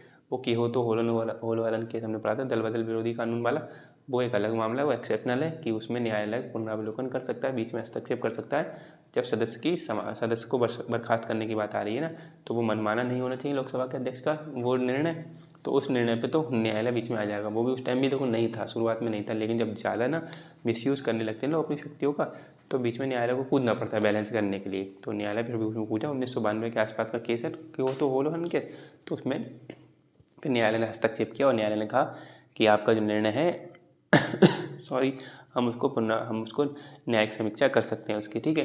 लेकिन यहाँ पर जो प्रक्रिया के संचालन के दौरान उनको न्यायालय से स्वतंत्र है, वो कुछ भी कर सकते हैं, न्यायालय बीच में नहीं आएगा। ये समझ में आया, ये इनकी एक शक्ति है। फिर व्यवस्था बनाना, जो व्यवस्था का मतलब वही अनुशासन बना के रखना है कि ठीक से जो अनुशासन रख बनने का मतलब जो आपको पता ही है कि कैसे करके ये लोग बहस करते हैं सब लोग। जो नेता में अब तो ठीक ठाक आजकल होने लगी थोड़ी, लेकिन पहले का आपको बहुत पुराने टाइम अगर और देखोगे तो उस टाइम की बहस क्या थे, तो लड़ भी लड़ते थे और नेता एक दूसरे को कैसे, मतलब कोई बोल रहा है तो उसको बोलने भी नहीं देना, हु वैसे करे पड़े सामने। और अभी भी यही तो अभी भी चलता है बहुत सारा कि कोई माइक पे बोल रहे हैं, अपनी बात रख रहे हैं और वो टक टक टेबल ठोके पड़े हैं, हु हल्ला मचा रहे हैं, हम नहीं बोलने देंगे, हम नहीं बोलने देंगे, ऐसा होता है ना, मंडराते रहते हैं। जैसे कोई चिढ़ाता है आपको बीच में, कोई बोल रहा है तो वो कहता है, चिढ़ाते रहते हैं, वो वहाँ पर नेता लोग करते हैं बड़े बड़े, ठीक है। यानी कि सोचो कि जो आपका कानून बनाना, जो आपको देश चला रहे हैं, आपका वो अनुशासन में आपको बनना चाह रहे हैं कि आप लोग अनुशासन से अपना देश चला काम करें, वो वहाँ पर बैठ के अनुशासन में नहीं रह रहे हैं कि इसको बोलने नहीं दे रहे किसी को, हु हो ऐसे करके आवाज़ें निकालते हैं। कभी देखना आप लोग, भी जो सत्र स्टार्ट होने वाला है विंटर सेशन वाला, तो उस विंटर सेशन वाले सत्र में आप लोग देखना, तो उसमें ऐसे करके बातें करते हैं वो लोग। तो इसलिए कभी कभी हंसी भी आती है, लेकिन फिर हंसी इसलिए से नहीं आनी चाहिए क्योंकि आपका ये भारत भाग विधाता बैठे हैं वहाँ पर, भारत भाग विधाता ऐसे करते हैं, माइक लेके मारने लगे, चप्पल उड़ के आ रही कि पहले ऐसी लड़ाइयाँ होती थी, सब कुछ ऐसा था, तो वो चीज़ अच्छी नहीं होती, बिल फाड़ दिया, कुछ कर दिया, तो ये सब अच्छी बात नहीं होती। तो व्यवस्था वहाँ पे जो भंग हो रही है, तो उस व्यवस्था को बनाए रखना किसका काम है, लोकसभा के अध्यक्ष का। यानी आप ऊपर से बैठे, आपको सब दिख रहा है ऊपर से, तो आपको ऊपर से दिख रहा है कौन कौन कहाँ कहाँ कैसे कैसे, जो भी कहीं व्यवस्था बिगाड़ रहा है, अनुशासन के विपरीत जा रहा है, उसको अनुशासन में लाना है काम किसका है, लोकसभा के अध्यक्ष का। और अनुशासन बनाने के लिए उसके पास कुछ शक्तियाँ हैं कि भैया कैसे कर सकते हो, तो चेतावनी दे दो उसी को, कि चेतावनी दे सकते हो आप। कोई व्यक्ति ज़्यादा हू हल्ला करते भी हैं, आप लोग देखा हो, आपको पता भी होगा, तो हू ज़्यादा कर रहा है तो उससे कह दिया भैया देखो चेतावनी मिल रही है, आप ऐसा मत करो, ऐसा बात नहीं कर सकते आप, मना कर रहे हो, बार बार नहीं मान रहे हैं, क्योंकि उन्हें पता कि हमें क्या कर सकते हैं, हम तो नेता हैं भैया, हम तो पहले अपनी शर्म लाज लज्जा सब छोड़ के आ चुके हैं, तो हमें कोई शर्म तो रह नहीं चुकी है, तो फिर हम तो मानेंगे नहीं, अब क्या, हम तो हू हल्ला काटेंगे, टेबल ठोकेंगे बार, जैसे मोदी जी बोलने चलेंगे, देखो मैं ये कहना चाह रहा हूँ, धक धक फिर ठोक दिया। या फिर राहुल गांधी कुछ कहना चाह रहा है तो सब ऐसा पक्ष विपक्ष दोनों में नेता भरे हुए, इसका मतलब ये नहीं कि सत्ता जो प्रधानमंत्री जिसकी पार्टी है उसके, ऐसा नहीं, दोनों तरफ ऐसे नेता भरे हुए, बहुत धम धम उधम मचाते हैं, बोलने वाले नहीं देते हैं, ठीक है। लेकिन अभी इस बार थोड़ी गरिमा काफ़ी अच्छी से, अब थोड़ी थोड़ी मैच्योरिटी दिख रही है, आज कहते हैं कि अब गरिमा बना के रखते हैं, लेकिन कभी कभार कुछ जब बिल्कुल आ जाती है ना, कोई ऐसा बिल आ जाता है कि जिसमें इनकी जान माल जाने वाले हैं, तो भ्रष्टाचार वाला मान लो आ जाए, कि या फिर मान लो ऐसा आ जाए कि शैक्षिक योग्यता वाला आ जाए कि हर नेता को इतने तक कम से कम ग्रेजुएशन या पोस्ट ग्रेजुएशन होना चाहिए, अगर ऐसे करके आ जाए तो फिर वो कितना हुल्ला काटेंगे, तो उसे चर्चा ही नहीं होने देंगे उस पर, तो तब रूप निकल के आएगा असली। तो जो चेतावनी वो देंगे कि देखो भाई ज़्यादा हुल्ला मत काटो, ये आप करोगे तो आपको मैं चेतावनी दे रहा हूँ, वार्निंग दे रहे हैं ऐसे करके, लेकिन नहीं मानते अगर मान लो उस टाइम भी, तो फिर चेतावनी में मार्शल का प्रयोग कर सकते हैं। यानी कि अध्यक्ष क्या है, मार्शल का भी उसके खिलाफ मार्शल का प्रयोग, चाहे वो एक नेता हो चाहे वो 3-4 सदस्य हो वहाँ पे, उनके खिलाफ मार्शल का मतलब ऐसा समझ लो कि सदन की एक पुलिस होती है, ठीक है, सदन की पुलिस जो बाउंसर्स वगैरह होते हैं ना ऐसे करके, तो वो होती है एक तरीके से। तो वहाँ पे उनका भी एक कक्ष बना होता है, वो लोग बैठे होते हैं अपने बढ़िया बेल ड्रेस्ड होकर बढ़िया से बैठे होते हैं, उन्हें बस ऑर्डर मिले और उठाएं किसी को। तो ऐसे करके जब अगर मान लो कोई व्यक्ति चेतावनी के दौरान भी नहीं मान रहा है और उसको और बार बार जो कार्य चल रहा है उसको बाधा डाल रहा है उसमें कार्य में, तो बस घंटी बजाने नहीं दे रहे, घंटी बजाई टेबल पे अध्यक्ष ने बैठे बैठे, और वहाँ अध्यक्ष निकल के वहाँ से आएंगे वो लोग निकल के, बाउंसर्स वगैरह पुलिस वगैरह मार्शल वाले, और पूछेंगे हाँ भाई बताइए कौन दिक्कत दे रहा है, वो 2-3 व्यक्ति हैं उनको उठा लो, उठा के सदन के बाहर, ठीक। तो ऐसा ये और दिखता भी है, और फिर पीट मारपीट भी थोड़ी थोड़ी हो जाती है। अगर आप लोगों ने विधान जो बिहार में ऐसा केस आया पहली बार ना, बिहार में तो मारपीट भी ज़्यादा हो गई थी। बिहार में क्या हुआ कि जो जिन मार्शल जिनको उठा के ले गए, तो उन्होंने भी क्या करा, सदस्य लोग गमले वमले मारने लगे उनको, सब गमले वमले उठा दिए, सब वो भी मारने लगे, मार्शल को पीटने लगे, तो मार्शल अपने मारने लगे, तो मार्शल ने भी खूब पीटा। तो कैमरे में बाहर जाके दिखाया, फिर बाहर तो मीडिया खड़ी होती है, अंदर भी होती है बाहर भी होती है, तो फिर खड़ी होती है बाहर, अरे अच्छा ये हुआ वो हुआ बता रहे सबको। लालू प्रसाद यादव की एक बार ठीक उनके उनके मामले में केस हुआ था, लालू वो जो जब महिला आरक्षण बिल उस टाइम आ रहा था, तो उनके साले थे, तब उस टाइम वो दिक्कत हुई थी, ठीक है, साधु यादव आई थिंक नाम था उनका, तो उनके साथ भी दिक्कत हुई थी। तो मार्शल वो भी पहलवान थे, तो वो साधु यादव जो पहलवान थे, सदस्य वो पहलवान थे, और मार्शल उनको आया तो वो 3-4 मार्शल उठा के लेके जा रहे हैं उनको, ऐसे करके बाहर लेके जा रहे हैं। तो वो एक तरीके से उन्होंने क्या करा था, बिल फाड़ दिया था। मतलब जब ये नेता लोग भी जो अंदर हैं सदस्य में, कि उस महिला आरक्षण का जो बिल की बात होने जा रही थी, तो लालू यादव तो जो लालू प्रसाद यादव है वो ठीक से विरोध करते थे, खुला विरोध करते थे कि भाई महिला आरक्षण होनी नहीं चाहिए, 1/3 महिला होनी नहीं चाहिए, वो सीधे विरोध करते थे कि हमारे, क्योंकि उनके जहाँ वोटर बैंक है वहाँ पर महिला है भी नहीं उतनी, तो वो सीधा विरोध करते थे कि हमें ये बिल चाहिए नहीं। यानी कि सीधे सीधे 1/3 लोग हमारी पार्टी से, मतलब 9 लोग हैं हमारी पार्टी मान लो, तो हमें 9 लोगों में से 1/3 पार्टी हटानी पड़ेंगी, यानी कि 3 हमें सदस्य हटानी पड़ेंगे आदमी, 3 हमें और महिलाएं रखनी पड़ेंगी। तो इस वजह से वो विरोध करते थे। तो उस टाइम उनसे कहा गया था उनके साधु यादव के लिए, भैया ये बिल पे चर्चा मत होने देना। और सत्ताधारी उस टाइम पार्टी लेके आ रही थी, तो वो लेकर, वो भी दरअसल नहीं चाहती, सत्ताधारी पार्टी भी कोई नहीं चाहता कोई महिलाओं को बिल मिलना है सही। तो कई बार देखो कितने टाइम पे निलंबित होते होते होते होते ऐसे हुआ। तो इस वजह से क्या है, उन्होंने जब बिल पर चर्चा होने को आई तो उन्होंने वही सदन में लेके बिल फाड़ दिया, ऐसे बिल एक फाड़ दिया नेता ने। तो लोकतंत्र पर बाहर में जाके जब फिर उनको बाउंसर्स ने उठा के ले गए, जब बाहर अध्यक्ष ने कहा भाई इनको लेके जाओ, ये बाधा डालना है, फिर बिल कैसे फाड़ दिया। भाई वोटिंग वगैरह होती है, आप उसके खिलाफ वोटिंग करो, आप विपक्ष में जाकर उसमें वोट करो कि पास मत होने दो। जब डिबेट होगी तब उसमें अपने तर्क करो वहाँ पर। लेकिन आपने बिल ही फाड़ दिया सीधे, जो बिल लेके आ सकता है पार्टी उन्होंने बिल फाड़ दिया, क्योंकि नहीं हमारे लालू प्रसाद यादव ने कहा है इसको पास नहीं होने देना है, लोग भाई फाड़ ही दे रहे हैं हम सीधे। तो उन्हें फाड़ दिया लोग भाई सदन में बैठे बैठे। तो ये गलत चीज़ थी। तो फिर मार्शल का प्रयोग किया गया, मार्शल उन्हें बाहर ले गई। जब मार्शल बाहर ले गई तो फिर उन्होंने बाद में फिर थोड़ा सा भाई मीडिया वगैरह पूछी, तो मीडिया ने कहा भैया आपको कैसा लग रहा है, भैया आपको इस टाइम ऐसे करके भैया अपमानित करके आपको बाहर करा गया सदन से, आप बैठे थे अच्छे खासे, आपको उठा के बाहर कर दिया गया। तो वो बोले कि भाई लोकतंत्र की हत्या हो गई आज। और मतलब और जब बिल फाड़ा था तो लोकतंत्र बड़े मज़े से लहरा रहा था, बढ़िया हो रहा था। तो ये चीज़ नहीं होती कि मतलब अपना नहीं देख रहे हैं वहाँ पर कि हमने क्या करके आए, लेकिन वहाँ पर बता रहे हैं कि हमें बोलने नहीं दिया जा रहा है, ये नहीं दिया जा रहा है। तो समझ रहे हैं, ये हम लोकसभा के अध्यक्ष के कार्य पर है। लोकसभा के पास ये शक्ति होती है कि वो किसी भी सदस्य को उठवा कर बाहर करवा सकता है, ये दिक्कत हो जाएगी। और अगर मान लो फिर उसके बाद भी वो उसकी मतलब जो भी शैतानियाँ बनी रहेंगी, यानी चेतावनी देने के बाद भी नहीं माना, मार्शल के बाद भी नहीं मानना है कि ठीक है आज मार्शल ने कर दिया, तब कल फिर आएंगे, कल फिर से वो हल्ला काटेंगे, फिर से नहीं बोलने देंगे, वो करेंगे। तो फिर सदन फिर अध्यक्ष के पास ये शक्ति आ जाएगी, भैया ये जो है उत्पादी जो उत्पादी सदस्य ये ज़्यादा उत्पाद मचा रहा है, इसको मैं कर दे रहा हूँ निलंबित। ठीक है, इसको निलंबित करने का मतलब क्या है, यानी उसे कह दिया कि अभी ये बिल जो है ना, ये वाला बिल है, इस बिल पे मान लो 3-4 दिन चर्चा चलने वाली है। तो 4 दिन अगर मान लिया इस बिल पर चर्चा चलेगी और अध्यक्ष को पता है कि ये 4 दिन इस पर हल्ला काटेगा ये व्यक्ति, इसको चर्चा होने नहीं देगा, तो फिर वो निलंबित जारी कर देंगे कि भैया आपको 4 दिन के लिए निलंबित कर दिया जाता है, कि आप 4 दिन तक आएंगे ही नहीं, सदन में आने नहीं दिया जाएगा। यानी कि अगले दिन जैसे ही आप अगर मान लो कैसे नहीं आने दिया, ऐसे घुसेंगे, तो आप घुसेंगे तो बाहर बाउंसर खड़े होंगे, वो रोक लेंगे, भाई आपको अनुमति नहीं है, आपको निलंबित कर रखा है 4 दिन के लिए, आप 4 दिन बाद आना, भाई पहले चर्चा हो जाए उस पर। ठीक है, मतलब ये एक्सट्रीम केसेस है, पहले चेतावनी दी जाएगी, उसके बाद भी नहीं हो, उसके बाद भी फिर मार्शल, उसके बाद में निलंबन वाली बात आएगी, एक्शन सीधे किसी ने हु हल्ला काटा हु और कहीं निलंबित 4 दिन के लिए, ऐसे तो नहीं होगा। लेकिन हाँ, एक्सट्रीम केसेस में ऐसा होगा तो निलंबित कर सकते हैं, ये पावर है और रोकेगा नहीं, न्यायालय बीच में नहीं आएगा कि आपने क्यों निलंबित कर दिया। ठीक है, लेकिन जब निलंबित कर दिया तो बाहर बाउंसर रोक लेंगे, बाउंसर को पता होगा कि सबको भैया इनको निलंबित कर रखा है, इनको निलंबित कर रखा है, तो जिसको निलंबित कर रखा है पहले कह देंगे इसे घुसने नहीं मत देना अंदर ही, तो बाहर से घुसने नहीं देंगे अंदर, वो हल्ला काट ही नहीं पाओगे तुम।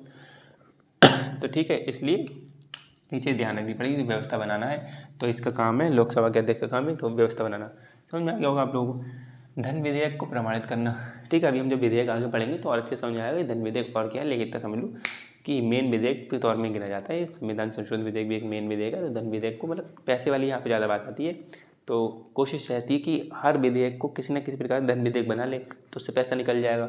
तो उसमें कहीं ना कहीं ऐसे कुछ ना कुछ शब्द वगैरह डाल देते हैं कि इससे पता चले कि यहाँ पे आय व्यय की कुछ बात हो रही है, तो आय व्यय के चक्कर में इस विधेयक को धन विधेयक का नाम दे दिया जाए। तो कई बार जब अपोजिशन पार्टी वाला लेके आते हैं तो ऐसा कुछ होता है, तो उसको वो धन विधेयक करार देना चाहता है कि भैया कुछ सरकार पैसा दे दे हमें, हम भी काम कर लें।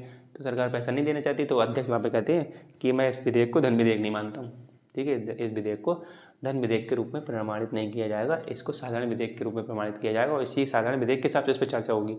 अब विपक्ष लेके आया था कि इसको धन विधेयक बना दिया जाए तो मुझे कुछ पैसे मिल जाएंगे भाई इसके तौर पे, और मैं अपने हिसाब से काम करूँगा या नहीं करूँगा वो अलग बात है। जिस उद्देश्य से वो लेके आए कि पैसे मिलेंगे तो पैसे को मिसयूज़ करें, यूज़ करें, लेकिन ये धन विधेयक कौन बनाएगा, कि अगर मान लो उस पर धन विधेयक बन जाएगा ना कि ये धन विधेयक है, ठीक है मुझे धन विधेयक लग रहा है, अध्यक्ष कहेंगे हाँ मुझे ये धन विधेयक लग रहा है, तो उस धन विधेयक के हिसाब से वो कुछ राशि मांग लेंगे कि इतनी हमें राशि दे दी जाए, तो उस राशि के हिसाब से उनको दे दी जाएगी, चाहे विपक्ष को या चाहे पक्ष को।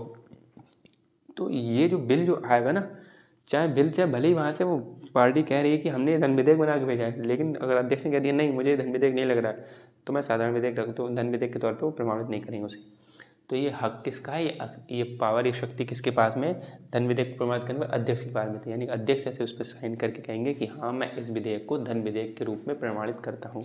ठीक है, certified as a money will. ठीक, तो मनी विल के तौर पे उसको जब प्रमाणित कर देंगे तब उसके प्रावधान में अगर पैसे निकालने की बात हो रही है तो वहाँ पे पैसे मिलेंगे उसके हिसाब से सरकार के खजाने में से उसको, व्यक्ति को।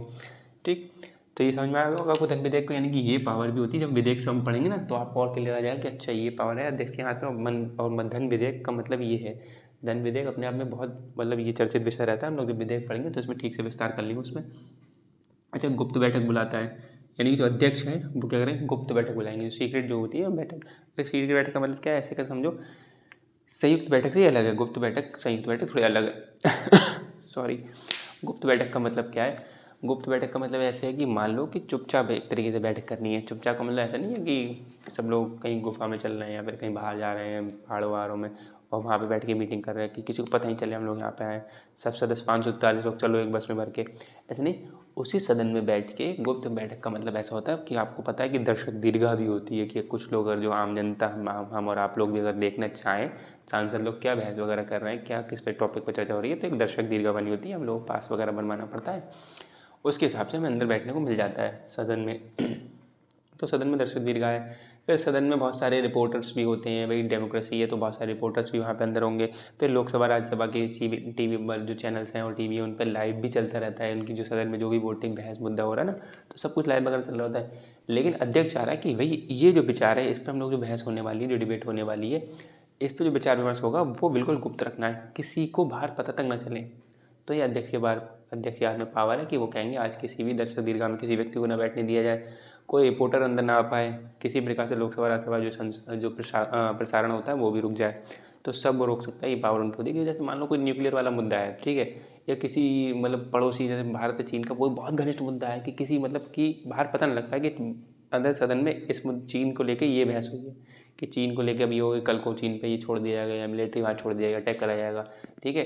तो ऐसे करके जो कुछ बहस होनी है उस पर न्यूक्लियर वाली कोई मामला है, तो ऐसे करके उस मामले में जो प्रकाशित नहीं होनी चाहिए, तो अध्यक्ष के पास में ये शक्ति है कि अध्यक्ष कहेंगे कि भैया ये जो मुद्दा है ये गंभीर मुद्दा है, इस पर सीक्रेट मीटिंग होगी, गुप्त बैठक बुलाई जाएगी इसमें, और यहाँ पे कोई भी मीडिया वाला नहीं आएगा, कोई भी बाहर का व्यक्ति भारी व्यक्ति नहीं आएगा दर्शक दीर्घा बन के, ठीक है। ठीक, तो ये समझ में आ गया गुप्त बैठक। और बाकी संयुक्त बैठक आपको पता ही है, संयुक्त बैठक मतलब लोकसभा और राज्यसभा को दोनों को मिला के बैठाना, उसकी अध्यक्षता भी करते हैं कि लोकसभा और राज्यसभा में जब गतिरोध उत्पन्न हो जाता है तो अध्यक्ष बन जाके बैठ जाते हैं। तो भाई लोकसभा और दोनों को एक साथ बैठा ला और बात कर ली, हाँ भाई ये बात हो, तो जो भी विचार विमर्श हुआ फटाफट करवा लिया और अध्यक्ष उसके कौन बनेंगे, अध्यक्षता कर लेंगे ये, ठीक। तो ये बात समझ में आ गई। तो ये हो गया किसके बारे में, लोकसभा के अध्यक्ष के बारे में। और समझो एक तो प्रथम मत और निर्णायक मत, ठीक है, फर्स्ट वोट और कास्टिंग वोट क्या है। तो प्रथम मत और निर्णायक मतलब का मतलब ये होता है कि जब कभी वोटिंग होती है किसी प्रस्ताव पे, तो उसमें वोटिंग में पक्ष और विपक्ष डालते हैं, वोट डालते हैं, तो उस टाइम अध्यक्ष वोट नहीं डालता है, यानी कि अध्यक्ष प्रथम मत नहीं डालता है वहाँ पर। जब क्या है, जब नॉर्मल हो रही होती वोटिंग, ठीक है, यहाँ पे कह सकते हैं नॉर्मल का मतलब हो गया कि ऐसे करके, यानी कि नॉर्मल का मतलब है, और नॉर्मल का मतलब नहीं क्या है कि जब अध्यक्ष को हटाने की बात चल रही है तब, और यहाँ पर अध्यक्ष को हटाने की बात अगर मान लो नहीं चल रही तो हम मान लें नॉर्मल केस में क्या है कि जो अध्यक्ष होता है वो प्रथम मत नहीं डालता है। जब वोट टाई हो जाते हैं कि पक्ष और विपक्ष के वोट बिल्कुल बराबर पड़े, मान लो दोनों के बराबर पड़े थे, अब एक वोट और चाहिए कि इधर जाए या इधर जाए, वो बता दे कौन जीतेगा, तो उसे बोलते हैं कास्टिंग वोट, ठीक। तो कास्टिंग वोट है, तो कास्टिंग वोट आर्टिकल 100 में इसके बारे में जिक्र करा गया है, ठीक है, आर्टिकल 100, ये ध्यान रख लेना। वैसे तो आर्टिकल बहुत सारे जैसे इसके जो ये दिखती है, ये 95 2 आर्टिकल 95 क्लॉज 2 में बताया, 95 1 में बताया है, ऐसे करके हैं बहुत सारे आर्टिकल, लेकिन इतना सारे ध्यान रखोगे तो कन्फ्यूजन हो जाएगी। तो जो मेजर है वो मैं बोलता, तो इसको ध्यान रख सकते हो, आर्टिकल 100 को ध्यान रख सकते हो। आर्टिकल 100 में ये बात ही कास्टिंग वोट की, यानी कि जो प्रिजाइडिंग ऑफिसर होता है, यानी कि जो पदाधिकारी होते हैं, यानी कि जो अध्यक्ष होते हैं, जब टाई वाली स्थिति बन जाती है ना, तब वहाँ पे वो कास्टिंग वोट डालते हैं फाइनली, अब जिसकी तरफ भी डालें, ठीक। तो निर्णायक मत डालने का हक होता है उनको जब वोट टाई हो जाते हैं, तो निर्णायक मत का मतलब समझ में आ गया होगा। लेकिन उस टाइम प्रथम मत नहीं डालते हैं, यानी कि नॉर्मल वोटिंग में ये प्रथम मत नहीं डालेंगे, यानी कि शुरुआत में वोट नहीं डाल देंगे, ये एंड में डालेंगे। अगर वोट टाई हो गया तो, नहीं हुआ टाई तो जीत गया, जो वो जीत गया तो आपको जरूरत ही नहीं पड़ी। लेकिन जब मान लो इनको हटाने की बात चल रही है अध्यक्ष को, कि आपको हटाया जा रहा है, तो प्रस्ताव उसमें पारित करा जा रहा है, और हटाने के लिए प्रभावी बहुमत जो आ रहा है ना, तो जो प्रभावी बहुमत आ रहा है इस वाले प्रभावी बहुमत में, अब जब हटाने के लिए वोटिंग हो रही है कि बहुमत डालो भाई सब लोग वोट डालो, तब उस टाइम ये कास्टिंग वोट वाली पावर खत्म हो जाएगी इनकी, तब एंड में नहीं डाल पाओगे। जब टाई हो गया तब प्रथम मत डालो, तो शुरुआत में आपको वोट डालने का मौका मिलेगा, आप डालो, तो आप तो भैया हाँ में डालोगे, अपने अपने पक्ष में डालोगे कि भाई मुझे ना हटाया जाए, ठीक है, या फिर आपकी स्वेच्छा ही है तो प्रत्याग पत्र ही दे दो, ठीक। तो यानी कि आप डालोगे कि मुझे हटा, एंड में अगर वोट टाई हो गया तो कास्टिंग वाली बात सिस्टम वहाँ पे इनके पास पावर नहीं है, ठीक है। तो वो अलग बात है, उसमें कौन कास्टिंग हो गया ऐसा होता जनरली है नहीं, लेकिन वहाँ पे उसके बाद में मौन पड़ जाता संविधान, तो फिर वहाँ पे स्थिति जब बनती है तब उस टाइम देखा जाता है कि क्या कैसा करना चाहिए, ठीक। यानी कि ध्यान रखना कि अपने केस में जब अपने को हटाने की बात चल रही है तब निर्णायक मत नहीं डालेंगे, नॉर्मल वोटिंग में निर्णायक मत डाल सकते हैं अगर टाई हो जाए तब, ठीक। और आर्टिकल 100 में इसकी बात करी गई, ये भी ध्यान रखना। अब देखो अध्यक्ष के बाद एक शक्ति और होती है स्थगन करना, एडजॉर्नमेंट बोलते हैं इसको, ठीक है। यानी कि सदन है, सदन की जो बैठक हो रही है उसका एडजॉर्नमेंट करना यानी कि स्थगन करना, यानी कि स्थगित करना, रोक देना, ठीक। अब ये कुछ मिनटों के लिए भी रोक सकते हैं कि मीटिंग चल रही, बैठक चल रही है, तो कुछ मिनट भी हो सकते हैं, कुछ घंटे, कुछ दिन के लिए भी हो सकती है। ये अध्यक्ष की बात है कि अध्यक्ष कहते हैं 30 मिनट बाद मिलेंगे, 30 मिनट बाद मिलेंगे तो 30 मिनट बाद मिलेंगे, और 1 घंटे बाद मिलेंगे तो 1 घंटे बाद बैठक होगी, 2 घंटे बाद होगी तो 2 घंटे, 2 दिन बाद होगी तो 2 दिन बाद होगी, ठीक है। ऐसे करके स्थगन करने का हक है अध्यक्ष को है। तो स्थगन 2 प्रकार से हो सकते हैं, एक तो साधारण स्थगन और साइन डाई स्थगन, ठीक है। तो ये 2 तरीके के स्थगन का मतलब क्या है, हालांकि हम जब इस सत्र पढ़ेंगे आगे संसद के सत्र होगा तो उसमें भी समझ लेंगे, लेकिन अभी यहाँ पे समझ लो स्थगन का मतलब जनरली क्या हो गया कि यहाँ पर अध्यक्ष क्या आएंगे, टाइम मतलब जो स्थगित कर रहे हैं बैठक को उसको अगले टाइम को बता देंगे, अगले समय बता देंगे कि हम लोग अब अगली बैठक कब होगी। तो अभी हमने जो अभी रोक दी, अध्यक्ष कह रहे हैं कि अभी रुक जाओ लोग, ठीक है, अभी स्थगित कर रहे हैं और 15 मिनट बाद मिलेंगे, ठीक है। यानी कि बता दिया कि अगली बैठक 15 मिनट बाद होगी, तो सबको पता है कि 15 मिनट बाद हमें फिर से यहाँ पे आना है। और इन्होंने अध्यक्ष ने अपने स्थगित कर रखा है तो साधारण तरीके से, या उन्होंने कह दिया कि 1 घंटे बाद मिलेंगे या 2 दिन बाद इस पर बैठक होगी तो 2 दिन बाद होगी बैठक, ठीक है, उस पर विचार विमर्श होगा। तो ये तो साधारण समझ में आ गया होगा स्थगन करना, रोकना। साइन डाई स्थगन क्या होता है, यानी कि जब लोकसभा के अध्यक्ष बैठक को स्थगित कर दें लेकिन अगला कब मिलना है टाइम नहीं बताएं, यानी कि अनिश्चित काल के लिए हो सकता है, कुछ भी पता नहीं है कि उन्हें कहते स्थगित, बस बात खत्म, और ये नहीं बताया आगे कब मिलना है। तो आगे कब मिलना है तो इसे बोलेंगे साइन डाई स्थगन, यानी कि अगला समय आपने निर्धारित नहीं करा कि अगला समय कुछ मिनट बाद मिलना है, कुछ घंटे बाद मिलना है, कुछ दिन बाद मिलना है, कब मिलना है नहीं बताया नहीं, ठीक है। तो बाद में जब मिलना होगा तो बाद में बता देंगे, नोटिस सबके पास पहुँच जाएगा भैया आज तय हुआ है मिलना या फिर 2 दिन बाद तय हुआ है मिलना, आपको 2 दिन बाद पहुँचना है। तो वो बाद में, लेकिन जब उसी दौरान बैठे बैठे आज स्थगन कर रहे हैं, अभी बैठे बैठे अभी बता देंगे अभी इस कार्यवाही को स्थगित किया जाता है और अगली कार्यवाही इस दिन होगी, ठीक है। तो उस दिन बोल दिया तो उस दिन होगी, तो अभी बता दिया तो उसको बोलेंगे साधारण स्थगन, लेकिन बोल दिया कि आज की कार्यवाही बस स्थगित की जाती है, अगली डेट को मतलब बता दिया जाएगा, तो जब बता दिया जाएगा उसको बोलेंगे साइन है, यानी कब बताया हमें पता ही नहीं, अभी तो नहीं बताया, जब बाद में। लेकिन मान लो अगर साधारण जो स्थगन है, साधारण स्थगन में डेट टाइम बता देते हैं कि भैया इस दिन मिलेंगे, इतने घंटे बाद मिलेंगे। अगर मान लो अभी सरकार ने ऐसा मतलब जो अध्यक्ष ने ऐसा कह दिया कि इस कार्यवाही को स्थगित किया जाता है और अगली कार्यवाही कल होगी, ठीक है, मतलब ये 2 दिन बाद होगी, ठीक है, 2 दिन बाद उन्होंने बोल दी 2 दिन बाद होगी, तो ये बीच में भी फिर लोकसभा के पास अध्यक्ष के पास ये पावर हो सकती है कि 2 दिन बाद आपको जो बुलाना है, आपने कि इस कार्यवाही को 2 दिन बाद बैठेंगे तो उससे पहले ही बुला सकते हैं। यानी कि साधारण स्थगन में जो आप टाइम फिक्स करते हो ना कि अगली बैठक इस टाइम पे होगी, तो उस टाइम से पहले भी आप बुला सकते हैं, नोटिस भेजो सबको कि भैया जो स्थगन के लिए जो डेट निश्चित की गई थी वो 2 दिन बाद निश्चित करी गई थी, लेकिन वो 2 दिन बाद नहीं, अब वो 1 दिन पहले हो जाएगी उससे। तो यानी कि जिस दिन आज से 1 दिन बाद, यानी कि अगर 2 दिन बाद आने वाले होंगे तो 2 दिन से 1 दिन पहले ही हो जाएगा। यानी कि मान लो अगर आज 10 तारीख ऐसे मान ले रहे हैं तो 10 तारीख से कह दिए 12 तारीख को होगी, तो अब 12 तारीख को कह दी तो सब लोग कि 12 तारीख को मिलना है, दोबारा आएंगे, लेकिन फिर से नोटिस जाएगा कि 12 तारीख को जो हुई थी तय हुआ था अब वो 12 को नहीं, वो 11 को होगी।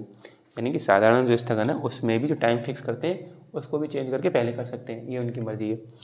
तो साइन टाइमिंग का मतलब टाइम नहीं बताएंगे, जब बैठक होनी होगी तो उससे पहले सूचना दे दी जाएगी भैया बैठक होने वाली है तो आ जाओ। तो ये स्थगन करना, ये दोनों पावर किसके हाथ में, अध्यक्ष के हाथ में, ठीक है। अब क्या है, सदस्य के रूप में शपथ नहीं लेता है, प्रोटेम स्पीकर दिलाता है, यानी कि जो है ना कि सॉरी यहाँ पे अध्यक्ष के रूप में नहीं लेता है, अगर यहाँ पे लेंगे अध्यक्ष के रूप में कोई शपथ इनकी नहीं होती कि मैं अध्यक्ष बन रहा हूँ लोकसभा का, ये शपथ ऐसे वगैरह की अलग से कोई शपथ दिलवाएंगे, सदस्य के रूप में ये शपथ लेते हैं वहाँ पे बाद में प्रोटेम स्पीकर के द्वारा। तो प्रोटेम स्पीकर इनको सदस्य के रूप में शपथ दिलाता है और वो अध्यक्ष बन जाता है, व्यक्ति को चुन लेके भैया इनको अध्यक्ष बना रहे हैं, हाँ अध्यक्ष बन गए। तो ये तो छोटी सी बात है, अलग कोई दिक्कत नहीं, ठीक है। यानी कि समझ में आ रहा है, यानी कि लोकसभा के बाद अध्यक्ष के बाद कितनी पावर है सोचो, ये प्रक्रिया का संचालन करना है कि किसको कितनी देर बोलने देना है, समझ लो बोलने ही नहीं देंगे, विपक्ष की पार्टी है मान लो और आपको पता है, और ये अध्यक्ष का पद इसी वजह से विवाद में ही बना रहता है। कि विवाद में इसलिए बना रहता है क्यों, क्योंकि जो सत्ताधारी पार्टी है उसी की दल से ही तो अध्यक्ष चुना जाएगा, और वो अध्यक्ष कई बार पक्षपात करता है, अमूमन करता ही करता है, तो वो अपनी पार्टी से ही करेगा, ज़्यादातर पक्ष में रहेगा, और विपक्ष में रहेगा तो विपक्ष को बोलने का समय नहीं दिया जाएगा। वैसे कहीं 2 मिनट बोलना है आपको 20 मिनट दे रहे हैं बोलने को, तो अपनी पार्टी को 20 मिनट दे रहे हैं, उसको 2 मिनट 3 मिनट दे रहे हैं बोलने को, बोलने नहीं दिया जा रहा है, तो इसलिए फिर एक तरीके से बिल्कुल बंद कर सकते हैं। लेकिन कई बात है ऐसा व्यवहारिक तौर पर नहीं करा जाता है, लेकिन क्योंकि व्यवहारिक तौर पर करोगे सब मीडिया वगैरह देख रही है तो सबको पता चल जाएगा अच्छा विपक्षी पार्टी को बोलने ही नहीं दे रहे हो आप लोग। संवाद की जो हमने बात पीछे वाली क्लास में बात करी थी, संवाद की संस्कृति को लोकतंत्र में बहुत महत्व दिया गया है, आप संवाद की संस्कृति को दबा रहे हो तो संवाद ही नहीं होने दे रहे हो, यानी दूसरा तर्क जानना ही नहीं चाह रहे हो आप, आप दबा दे रहे हो, तो इसलिए फटाफट जनता समझ जाएगी कि भैया ये जो हमने सरकार चुन के भेजी इस टाइम गलत भेजी है, ये विपक्ष को बोलने नहीं दे रहा है, तर्क उनकी बात ही नहीं सुनना चाह रहा है, तो हटाएंगे अगली बार इनको। तो इसलिए वो अध्यक्ष ऐसा व्यावहारिक तौर पर ऐसा नहीं कर सकता, लेकिन उसके पास ये लिखित तौर पर शक्ति है उसके पास कि वो किसी भी दूसरे विपक्ष के नेता को बोलने ना दे कि भाई 2 मिनट का टाइम है, 2 मिनट में जितना बोलना बोल दो। पता चले तो शुरू करा कि मैं सदन के सभापति आपके लिए महोदय ये करना चाह रहा हूँ, वो करना चाह रहा हूँ, उस हो गया टाइम, तो मेरा नाम ये है कि मैं ये समस्या उभारना चाहता हूँ, तो उससे मैं ये पूछना चाहता हूँ, कुछ नहीं, तब तक 2 मिनट खत्म। या 1 मिनट का समय दे सकते हैं, वो कितना भी दे सकते हैं, उनके पर उनकी विशेष अधिकार है, ठीक है। तो इसीलिए उसका दुरुपयोग कर सकते हैं और विवाद में रहता है, कुछ जगह दुरुपयोग दिखता है, लेकिन फिर ये कि व्यवहारिक तौर पे अब नहीं, ऐसा बहुत ज़्यादा नहीं हो पाता, क्योंकि भाई लगा हुआ है सब जगह, कैमरा वगैरह सब प्रकाशित हो रहा है बाहर और जनता सब देख रही है आजकल, ठीक। तो ये आपको समझ में आएगा। अब हम थोड़ा संसद, एक में 2-3 बातें जल्दी इसमें देख लें। संसद के विशेष अधिकार, संसद और सांसद में थोड़ा अंतर है, ध्यान रखना, कहीं में संसद लिखा है वहाँ संसद समझना, जहाँ सांसद लिखा हुआ सांसद है, यहाँ लिखा संसद यानी कि प्रिविलेजेस ऑफ पार्लियामेंट। तो पार्लियामेंट के प्रिविलेज बात करें, संसद के विशेष अधिकार। तो संसद के विशेष अधिकार 2 तरीके से होंगे, एक तो व्यक्तिगत हो सकते हैं। अब व्यक्तिगत की मतलब संसद के जो सदस्य होंगे वो सांसद होंगे, तो उनके व्यक्तिगत तौर पे, और ये सामूहिक तौर पर संसद के विशेष अधिकार। तो व्यक्तिगत तौर पे देख लो, आर्टिकल 105 में बात करी गई है। आर्टिकल 105 में क्या बात करी गई है, जैसे मैंने बताया ना, इसमें आर्टिकल 100 है, इसमें 95 एक, तो इसलिए ध्यान रखना जो जरूरी है बस वही लिख दे रहा हूँ। तो आर्टिकल 105 में क्या, अभिव्यक्ति की असीमित स्वतंत्रता मिली है सदस्य को, व्यक्तिगत तौर पर उनको एक तरीके से विशेष अधिकार मिला हुआ है। जो सदस्य हैं संसद के, उनको विशेष अधिकार मिला कि आप असीमित तौर पे, यानी कि असीमित आपको अभिव्यक्ति हुई, तो अभिव्यक्ति की स्वतंत्रता मिली थी भाई आपको, 19 आर्टिकल हमने पढ़ा है, तो आर्टिकल 19 में देखे थे स्वतंत्रता मिली है। तो अभिव्यक्ति की जो स्वतंत्रता मिली वहाँ पे, तो थोड़ी सी लिमिट लगी वहाँ पे कि भाई ऐसा वैसा ना हो, कुछ ना हो, ठीक है। लेकिन यहाँ पे असीमित स्वतंत्रता मिली है। हालांकि यहाँ पर भी संसद की एक नियमावली है, उसमें बता दिया कि भाई इन शब्दों का प्रयोग ना करा जाए, उसमें भी नियमावली लिखी हुई है, लेकिन फिर भी व्यावहारिक तौर पर जो आम जनता है उससे बहुत ज़्यादा असीमित स्वतंत्रता मिली हुई है। और इनको जो मिली हुई है, इनको न्यायालय से फ्री है ये, ठीक है, न्यायालय से स्वतंत्र हैं।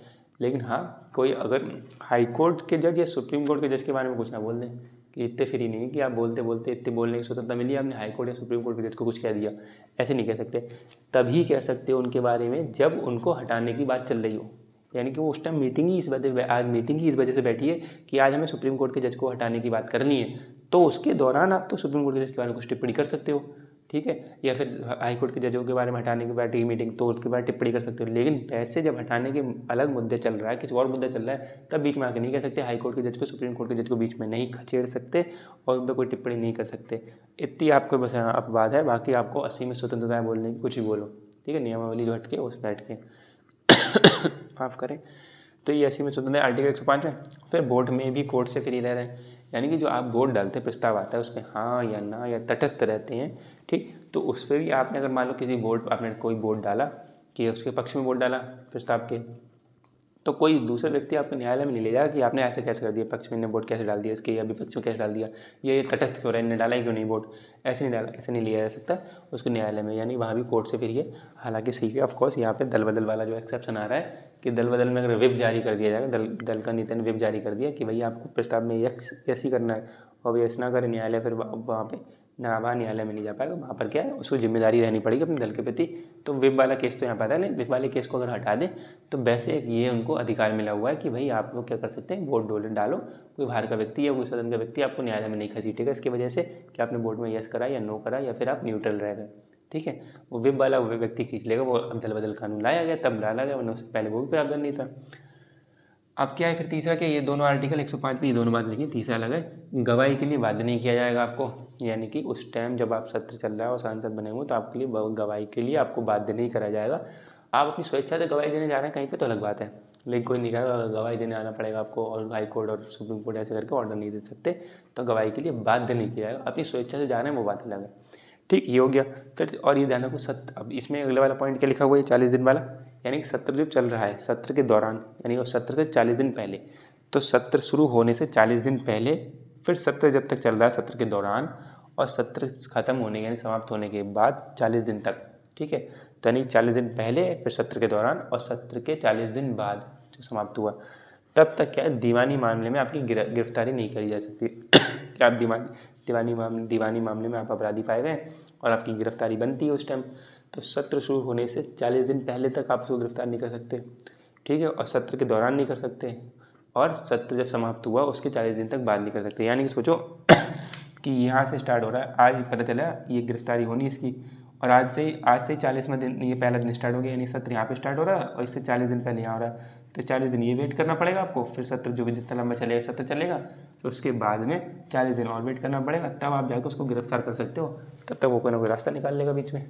ठीक है, ये लूप होल छोड़ दिया है। तो 40 दिन पहले का क्या कंसेप्ट है इसमें कि 40 दिन पहले और फिर सत्र के दौरान मत गिरफ्तार करो। ये बात तो ठीक लगती है कि सत्र चल रहा है भैया, सत्र के बीच में उठा के ले गए वही सत्र में, या फिर मान लो घर पे बैठे थे आज रात में सो रहे हैं और फिर बीच में फिर उठा के ले गए, वही कल को उन्हें बहुत ज़्यादा बढ़िया लंबा भाषण देना था तो उठा के ले गए। तो सत्र के दौरान तो नहीं, लेकिन 40 दिन पहले भी नहीं कर सकते और 40 दिन बाद भी नहीं कर सकते।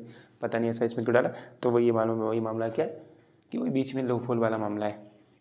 तो ये समझ में आ गया। बाकी इसमें क्या है कि ऐसे मतलब इनको बहुत सारे विशेष अधिकार मिले हैं सांसद को। ठीक है, सांसद को बहुत सारे अधिकार, आपको पता है वेतन भत्ते कितने कितने मिलते हैं आपको, वेतन तो है जो है, उसके बाद भत्ते कितने उनको मिलते हैं ना। यात्रा कितनी फ्री, यात्रा में रेल यात्रा हवाई यात्रा आपको फ्री है। फिर आपको कार्यालय के लिए 60,000 रुपये आपसे मिलेगा आराम से, कार्यालय काम चलाने के, आपके निर्वाचन क्षेत्र के लिए आपको अलग से पैसा मिलेगा। 2,000 रुपये प्रतिदिन के मिलते हैं इनको सांसदों को, कि जब सांसद के सत्र चल रहा होता है तो उस सत्र में जो बैठ के आगे बहस कर रहे हैं, सब कर रहे हैं, और बहुत कम रुपए में इतना बढ़िया मतलब लग्जीरियस खाना उनको मिलता है, विलायती खाना, बहुत अच्छे बिल्कुल से आपसे विलासितापूर्वक ज़िंदगी वहाँ पे उस टाइम बीतती है। क्या कैंटीन से खाना मिलता है वहाँ पे, संसद की जो कैंटीन होती है उसका खाना क्या होगा, बहुत कम रुपए में मिलता है। और 2,000 रुपये प्रतिदिन दिए भी जाएंगे भैया, आप संसद में यहाँ पर काम करने आ रहे हैं, मेहनत कर रहे हो, तो 2,000 रुपये प्रतिदिन के दिए जाते हैं। जो मजदूर होता है उसकी एक दिहाड़ी कितनी है, 400-500 रुपये की दिहाड़ी है। ठीक है, वो दिन में इतनी कमा पाते, इतनी मेहनत कर करके वहाँ पे वो जा रहे हैं, आप जाएंगे आपको 2,000 रुपये मिलेंगे दिन के। ठीक है, प्रतिदिन जब सत्र चल रहा हो तब सत्र चलेगा, उसके बाद वो 2,000 रुपये मिलेंगे। तो ये चीज़ ऐसे है। बाकी फिर बहुत सारे भत्ते अलग से मिलते हैं, बहुत चीज़ें इनको। फिर एक भवन मिलेगा पूरा, वो किराया उसका नहीं देना पड़ेगा। कुछ यूनिट बिजली उसमें फ्री मिलेगी, 3 यूनिट बिजली फ्री है, तो वो सब कुछ उनको मिलता है। तो वो तो आता ही आता है, ये विशेष वो उनको अधिकार बहुत सारे मिलते ही मिलते हैं तब तो। लेकिन ये हम लोग अधिकार ऐसे पढ़ रहे हैं कि यहाँ पर क्या है कि गिरफ्तारी नहीं कर ली जाएगी, गवाही देने के बाद ही नहीं करा जाएगा। अब क्या है, ये व्यक्तिगत तौर पर हमने देख लिया विशेष अधिकार। अब संसद का कुछ सामूहिक तौर पर देखें कि संसद का कुछ सामूहिक तौर पर, कलेक्टिव तौर पर कुछ उनकी विशेष अधिकार है। वो क्या है, जैसे कि किसी भारी व्यक्ति को नहीं बैठने दिया जा सकता। अगर मान लो संसद का जो है, अगर कोई भारी व्यक्ति है वो उसको हटाना चाहे तो हटा सकते, तो भारी व्यक्ति को हम नहीं बैठने दिए। दरअसल क्या है कि मुझे थोड़ा कोल्ड हो गया था उस टाइम, तो बीच में कई बार खांसी आना चाह रही है, तो इसलिए उसको रोक रहा हूँ कि माइक में आवाज़ ज़्यादा तेज चली जाएगी। तो इस वजह से इस बार थोड़ा सा बार बीच बीच में ऐसी दिक्कत हो रही है, तो उसको थोड़ा मैनेज कर लें। ठीक, भारी व्यक्ति को आप नहीं मतलब बैठने से रोक सकते हैं, सामूहिक ये विशेष अधिकार आपको है। प्रकाशन पर रोक लगा सकते हैं, यानी कि जो मीटिंग हो रही है ना, आप उसको प्रकाशित नहीं करना है बाहर, तो उस पर रोक लगा सकते हैं, ये भी एक विशेष अधिकार मिला आपको।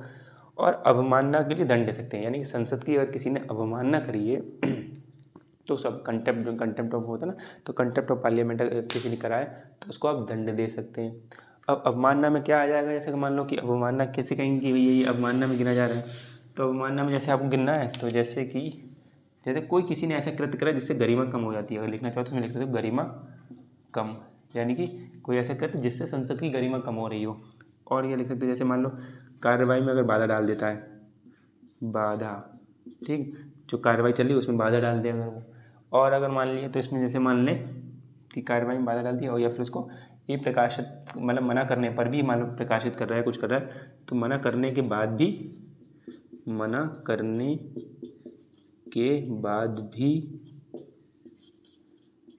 वही काम, ठीक है, ऐसे मैं बोल भी दिया इसको, मना करने के बाद भी वही काम। अगर उसको मना भी कर दिया जा रहा है और फिर भी वो वही काम कर रहा है, तो ये अवमानना मानी जाएगी संसद के लिए।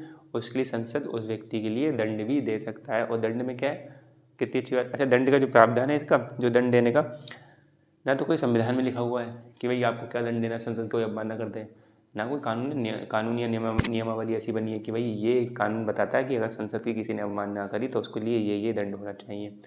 ठीक है, ये ना तो फिर ऐसा कुछ है इनमें, ऐसा कुछ नहीं, ना तो कुछ संविधान में ना कोई कानून पारित हुआ है, तो उसकी खाली ब्रिटिश परंपरा के हिसाब से चला रहा है। ब्रिटिश परंपरा में कोई ऐसा करता था तो हमने कोई देखा दुखी करने लगे, तो उसके लिए हमने दंड तय कर रखा। दंड में क्या है कि एक पहला दंड क्या है, दिक करना, मतलब दिक दंड बोलते हैं, दिक दंड, यानी क्या बोलते हैं पहले दंड को, कि अगर मान लो कोई करता है तो उसको ये कर देंगे दिक दंड, कि धिक्कार करना, हम तुम्हारे काम को धिक्कार करते, तुमने ये अवमानना करी, ये धिक्कारते हैं हम तुम्हें।